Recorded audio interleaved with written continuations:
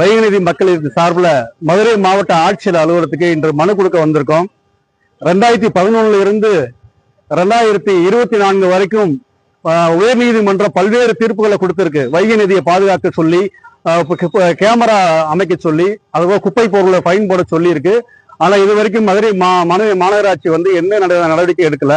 எனவே வைகையில குப்பை கொட்டுவர்கள் மீது நடவடிக்கை எடுக்கணும். வைகையை பாதுகாக்க பாதுகாவலரை நியமிக்கணும்னு சொல்லி இன்னைக்கு மாடலா இன்றைய பாதுகாவலர்ல நம்ம இன்னைக்கு கொண்டு வந்திருக்கோம்.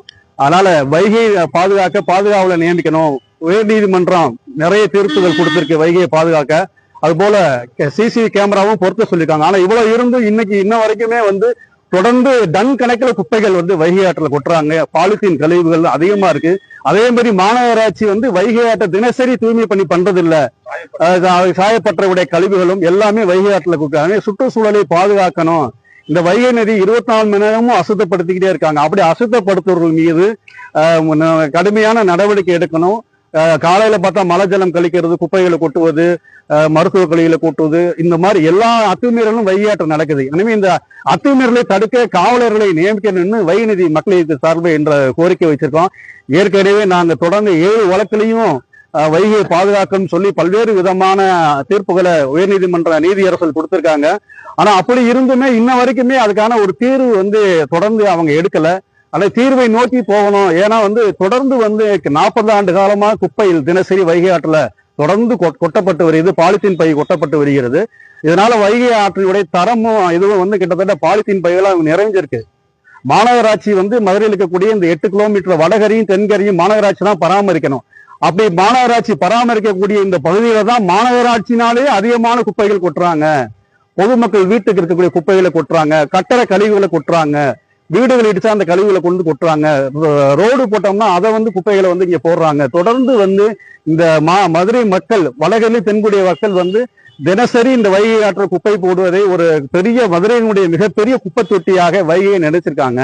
அதனால மக்களை திருத்தர மாதிரியும், இனிமே யாரும் வைகை ஆற்றில் குப்பை போடாத மாதிரியும், சுற்றுச்சூழல் காவல்கள் 24 மணி நேரமும் ரோந்து படி மாதிரி எந்த பக்கம் குப்பைகள் போடுறார்களோ அதுக்கு தகுந்த மாதிரி அவர்கள் ஃபைன் அந்த மாதிரி அவதாரம் விதிச்சாதான் குப்பைகள் போடுவது முழுமையாக கட்டுப்படுத்தப்படும். எனவே இந்த நோக்கத்தோடு தான் வைகை நதி மக்களுக்கு சார்பில் உயர்நீதிமன்றமும் தீர்ப்பு கொடுத்திருக்க வைகையில குப்பைகளை கட்டுப்படுத்த. அதனால மாநகராட்சி தினசரி தூய்மை பணியில வைகை ஆற்ற தினசரி வைகை ஆற்ற தூய்மை செய்யணும். வாரத்துக்கு ஒரு நாள் அவங்க என்ன பண்றாங்க, இரு கரையிலையும் வாரத்துக்கு ஒரு நாள் தூய்மை பண்ணிட்டு அந்த குப்பையை திரும்ப வைகை ஆற்றிலேயே திரும்ப கொட்டிட்டு போயிடுறாங்க. அதனால வைகையாறு மீண்டும் மீண்டும் மாசுபடுது. கழிவு நீர் வர்றதுனால ரொம்ப குப்பைகள் ரொம்ப டேமேஜா இருக்கு. அதனால இந்த சுற்றுச்சூழலை பார்க்கணும். நம்ம மதுரை மட்டும் கிடையாது, மதுரை மக்கள் குப்பையை போட்டா சிவகங்கை மாவட்டம், ராமநாதபுரம் மாவட்டம் குடிநீருக்கும் விவசாயத்துக்கும் பயன்படக்கூடியது. 234 கிலோமீட்டர் பயணிக்கக்கூடிய வைகை ஆறு தொடர்ந்து சங்கிலி தொடர் போல எல்லா கம்மாயும் நிரப்பிட்டு ஒரு பெரிய விவசாயத்துக்காக ஒரு சங்கிலி, ஒரு சொட்டு தண்ணீர் கூட கடல்ல கலக்காம அத்தனை தண்ணியுமே பாசனத்துக்கும் விவசாயத்துக்கும் பயன்படக்கூடிய இந்த தண்ணியில நம்ம குப்பைகளையும் ரசாயன கழிவுகளையும் பெயிண்ட் காரை இப்படி கொட்டி இது பண்றதுனால நமக்கு அண்டை மாவட்டமான சிவகங்கை மாவட்டமும் ராமநாதபுரம் மாவட்டமும் கடுமையாக பாதிக்குது. அதனால எல்லாருக்குமே குடிநீர் இந்த வைகை ஆற்றில் தான் போறோம். அப்படிப்பட்ட குடிநீர் போகக்கூடிய இந்த வைகை ஆற்றை மதுரை மக்கள் பொறுப்பற்ற குப்பை போடுவதனாலையும் மாநகராட்சி நிர்வாகத்துடைய அஜாக்கிரதையினாலையும் மாசுபடக்கூடிய இந்த வைகை ஆற்றுக்கு நிரந்தர தீர்வு காவலர்களை நியமிக்கணும்.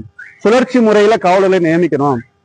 ஆற்றினுடைய இருபக்க வடகரையும் தென்கரையும் இருக்கக்கூடிய இரு பக்கங்களையும் தொடர்ந்து கண்காணிச்சு இதை பராமரிச்சா மக்களுக்கு விழிப்புணர்வு ஒரு பக்கம் இருந்தா கூட முதற்கட்டமா வைகை ஆற்று இந்த ஒரு குப்பை போடுறோம் என்ற குற்ற உணர்வே மக்களுக்கு கிடையாது.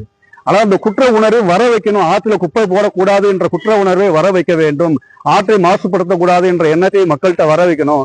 அதுக்காக தான் இன்றைக்கு நாங்க மாவட்ட ஆட்சியர்கிட்ட இந்த மாதிரி மனு கொடுத்திருக்கோம். வைகை ஆற்றை பாதுகாக்கணும். தொடர்ந்து கழிவு நீரை மாநகராட்சினால கட்டுப்படுத்த முடியல. இன்னமும் இத்தனை 40 வருடமா கிடைத்தனியா இருக்கனால மதுரையினுடைய நிலத்தடி நீர் பூரா நஞ்சா மாறிடுச்சு. இப்ப மதுரையில இருந்து நமக்கு உறைகிணர்கள் கிட்டத்தட்ட நம்ம கோச்சடையில இருந்து நம்ம நிலக்கோட்டை வரைக்குமே மதுரை மக்களுக்கு தண்ணி இருக்கக்கூடிய 102 உறைகிணர்களுக்கு பக்கத்துலயும் மண்ணை பூரா அள்ளனால இந்த உறைகிணர்கள் எதுவுமே பயன்படாம போச்சு.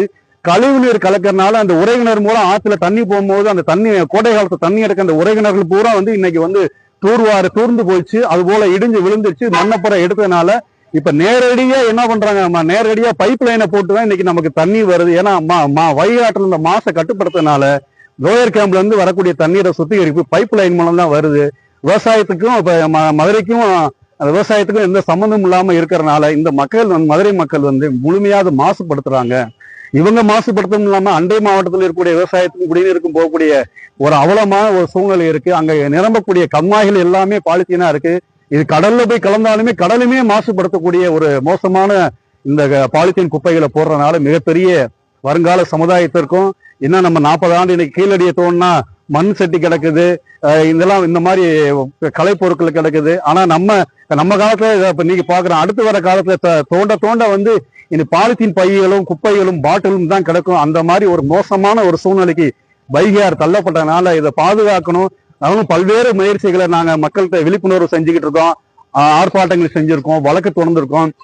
டோர் பை டோரா போய் ஒவ்வொரு பகுதியா போய் வைகை ஆற்றை நம்மளுடைய நீராதாரமா இருக்கக்கூடிய வைகை ஆற்றை மாசுபடுத்தக்கூடாது என்று தொடர்ந்து நம்ம பல்வேறு வகையில பிரச்சாரம் செய்து வருகிறோம். அப்படி இருந்து வைகைக்கு டெய்லி மாதம் பௌர்ணமி நடத்துறோம், பௌர்ணமி பூஜை நடக்கும். அது மூலம் மக்களுக்கு விழிப்புணர்வு கொண்டு வர. இவ்வளவும் இருந்தும் இன்னைக்கு கட்டுக்கடங்காத அளவுக்கு பாலித்தீன் குப்பைகள் தொடர்ந்து கொட்டிக்கிட்டே இருக்கிறாங்க. அதனால ரொம்ப பலமீனமான இந்த வைகை ஆற்றை பாதுகாக்கணும். அதனால ஆற்று கரைகள் சுருக்கப்பட்டனால ஆறு ரொம்ப சின்னதாயிடுச்சுனால இது இன்னும் மீட்க முடியாத அளவுக்கு மிகப்பெரிய அளவுல குப்பைகள் தினசரி மக்கள் கொட்டிக்கிட்டே இருக்கிறாங்க.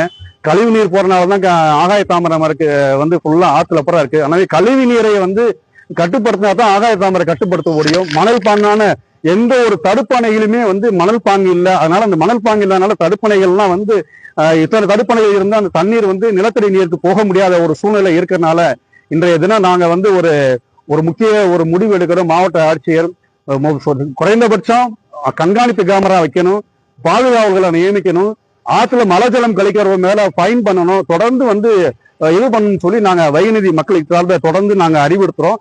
அதனால இந்த மாவட்ட ஆட்சியரை சந்தித்து மாசுபடாமல் இருக்க மதுரை மாநகராட்சிக்கு மாவட்ட ஆட்சித்தலைவர் மூலம் ஒரு ஆணை பிறப்பிக்கணும். வைகையை சுத்தம் செய்வதற்கு ஒரு தனி பணியாளர்களும் பாதுகாப்பதற்கு தனி பணியாளர்களும் அமைச்சாதான். கிட்டத்தட்ட 6000 ஆண்டு காலமாக இந்த நதி ஓடிக்கொண்டிருக்கிற ஒரு சூழ்நிலையில இப்ப இந்த 20 வருஷம் தான் இந்த வைகை இவ்வளவு பால்பட்டிருக்கு, 6000 குளமா ஓடுன நதினால.